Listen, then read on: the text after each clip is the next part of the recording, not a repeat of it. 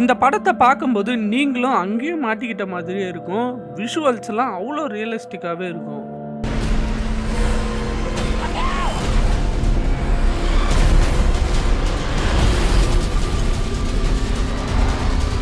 Science ப்ராஜெக்ட்காக college படிச்சுட்டு இருக்கும்போதே ஃப்ரெண்ட்ஸோட ஒரு சூறாவளிய சேஸ் பண்ணிட்டு போறாங்க கேட். அந்த சூறாவளி கிட்ட போன உடனே தான் தெரியுது, அது அவங்க நெனச்சத விட ரொம்ப பெருசா இருக்குதுன்னு. அந்த சூறாவளியில அவங்களோட 2 ஃப்ரெண்ட் அண்ட் பாய் ஃப்ரெண்ட் 3 பேரையுமே இழந்துடுறாங்க. அதிலிருந்து அவங்க சூறாவளிய சேஸ் பண்றதையே நிறுத்திடுறாங்க. சிட்டில நார்மலான லைஃப கன்டின்யூ பண்ணிட்டு இருக்காங்க.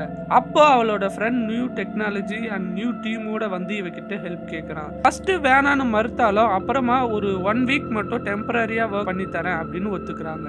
இவங்க 2 பேரும் மறுபடியும் சூறாவளிகளை சேஸ் பண்ண ஆரம்பிக்கிறாங்க. அங்க இன்னொரு டீம் இதே மாதிரி சூறாவளியை சேஸ் பண்ணிட்டு இருக்காங்க. இதுக்கப்புறமா என்ன ஆகுது அப்படின்றது தான் இந்த படத்தோட கதை. IMDbல 6.5 ரேட்டிங் இருக்கக்கூடிய இந்த படம் ஜியோ சினிமால அவைலபிளா இருக்கு.